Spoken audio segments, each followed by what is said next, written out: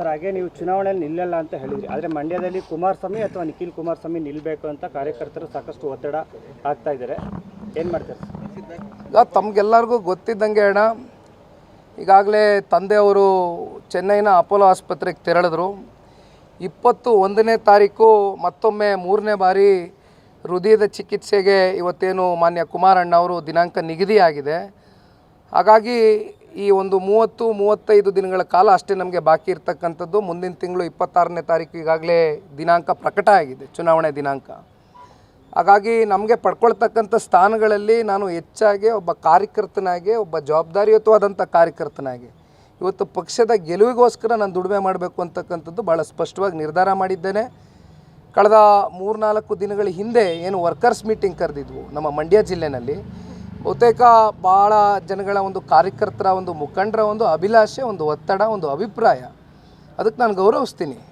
ನಿಖಿಲ್ ಅವರು 2019ರ ಚುನಾವಣೆಯ ಒಂದು ಫಲಿತಾಂಶ ಏನಿದೆ, ಪ್ರತಿಯೊಬ್ಬರಲ್ಲೂ ನೋವು ಉಂಟಾಗಿರ್ತಕ್ಕಂಥದ್ದು, ಆಕ್ರೋಶ ಇರ್ತಕ್ಕಂಥದ್ದು, ಸಹಜವಾಗಿ ನಾನೇ ಚುನಾವಣೆಗೆ ಅಭ್ಯರ್ಥಿ ಆಗಬೇಕು ಅಂತಕ್ಕಂಥದ್ದು ಅವರಲ್ಲಿರ್ತಕ್ಕಂಥ ಭಾವನೆ. ಆ ಭಾವನೆಗೆ ನಾನು ಗೌರವಿಸ್ತೀನಿ. ಆದರೆ ಇವತ್ತು ನಾನು ಮಂಡ್ಯಗೆ ಮಾತ್ರ ಸೀಮಿತ ಆಗಿ ಚುನಾವಣೆ ಮಾಡಿದಂಥ ಸಂದರ್ಭದಲ್ಲಿ ಬೇರೆ ಯಾವ ರೀತಿ ಇವತ್ತು ಕುಮಾರಣ್ಣನ ಒಂದು ಆರೋಗ್ಯದ ಸಮಸ್ಯೆ ಇರ್ತಕ್ಕಂಥ ಹಿನ್ನೆಲೆಯಲ್ಲಿ, ಒತ್ತಡಗಳಲ್ಲಿ ಯಾರು ಚುನಾವಣೆ ಮಾಡಬಲ್ಲರು ಅಂತಕ್ಕಂಥ ಒಂದು ಪ್ರಶ್ನೆ ನನ್ನ ಮನಸ್ಸಿನಲ್ಲಿ ಕಾಡ್ತಾ ಇರ್ತಕ್ಕಂಥದ್ದು. ಹಾಗಾಗಿ ಮುಂದೆ ನಿಖಿಲ್ ಅವ್ರು ಬರ್ತಾರೋ, ಕುಮಾರಣ್ಣನೇ ಬರ್ತಾರೋ, ಪುಟ್ಟರಾಜಣ್ಣ ಬರ್ತಾರೋ, ತಮ್ಮಣ್ಣ ಸಾಹೇಬರು ಬರ್ತಾರೋ, ಭಾಳ ಜನ ಇವತ್ತು ನಮ್ಮ ಮಂಡ್ಯ ಜಿಲ್ಲೆಯಲ್ಲಿ ನಮ್ಮ ಕಾರ್ಯಕರ್ತರು ಬೆಳೆಸಿದ್ದಾರೆ.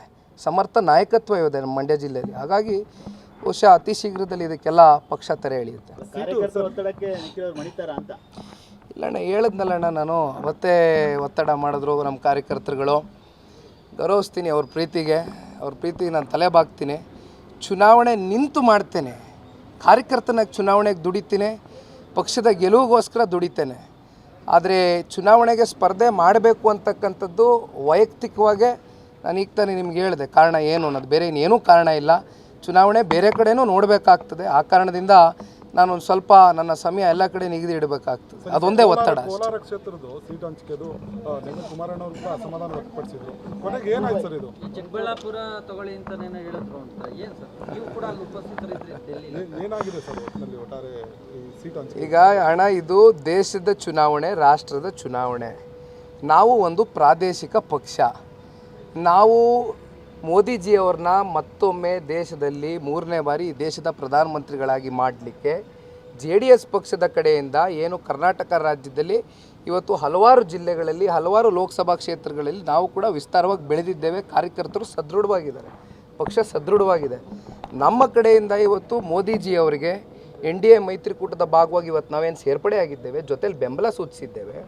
ಇವತ್ತು ಅವ್ರಿಗೆ 28ಕ್ಕೂ 28 ಗೆಲುವು ಸಾಧಿಸ್ತಕ್ಕಂಥದ್ದಕ್ಕೆ ನಾವು ಹೋರಾಟ ಮಾಡ್ತೇವೆ. ಒಂದು ಜೊತೆಯಲ್ಲಿ ನಾವು ಕೂಡ ಇವತ್ತು ನಮ್ಮ ಪಕ್ಷದ ಕಾರ್ಯಕರ್ತರ ಒಂದು ಗೌರವವನ್ನು ಉಳಿಸ್ಕೊಳ್ಬೇಕಾಗಿರ್ತಕ್ಕಂಥದ್ದು ಅನಿವಾರ್ಯ.